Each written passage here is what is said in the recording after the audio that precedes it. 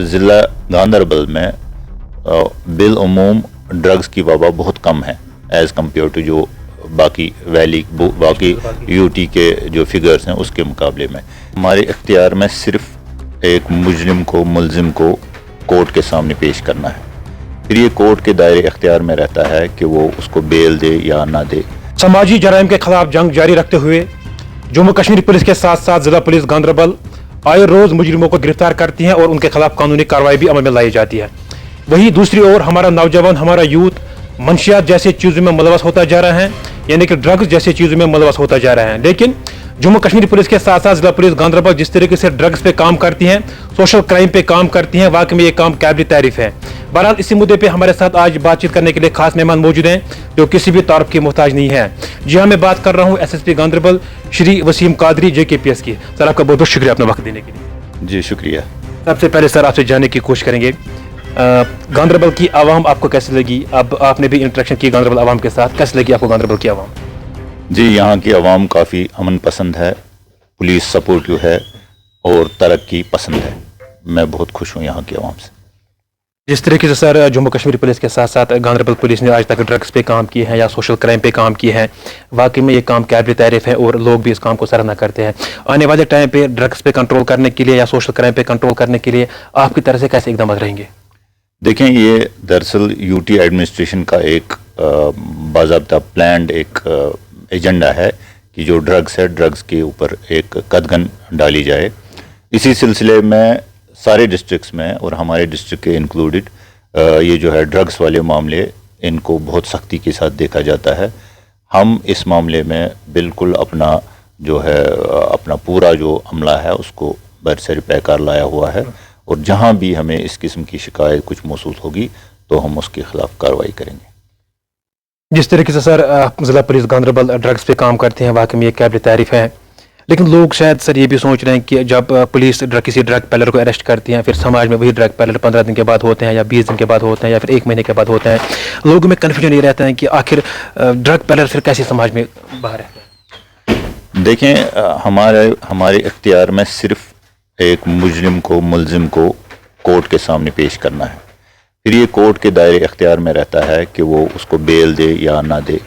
फिर भी उसके अलावा भी हम कोशिश करते हैं कि जो ज़्यादा एक ड्रग पेडलिंग में जो इन्वॉल्व हो आदमी, उसको हम उस हिसाब से भी एक एक्ट के तहत बंद रखते हैं PIT and DPS में। तो मेरे ख्याल से ऐसा हाल ही कोई होगा जो कि काफ़ी इसमें मुलविस हो और फिर भी आज़ाद गुमराह होगा।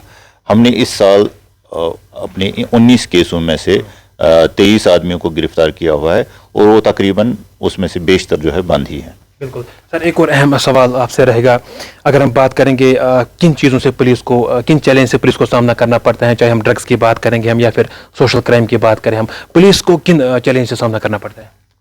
देखिए, सबसे बड़ा चैलेंज ये है कि हमें वक्त गए इंफॉर्मेशन मिल जाए ताकि हम शवाहिद के साथ एक आदमी को गिरफ्तार करें, उस चीज़ की हमें ज़रूरत पड़ती है। बिल्कुल। सोशल मीडिया की बात करेंगे हम, बहुत सारे लोग ऐसे हैं जो हेयर स्पीच देते हैं या कुछ गलत अफवाहें फैलाते हैं। आवाम के लिए सर इस रिगार्डिंग आपका क्या पैगाम रहेगा? हेट स्पीच एक बहुत ही एक बड़ा जुर्म है।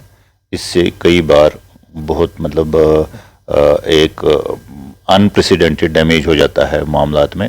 इसलिए एक आम आदमी, एक समझदार आदमी को इनसे दूर रहना चाहिए।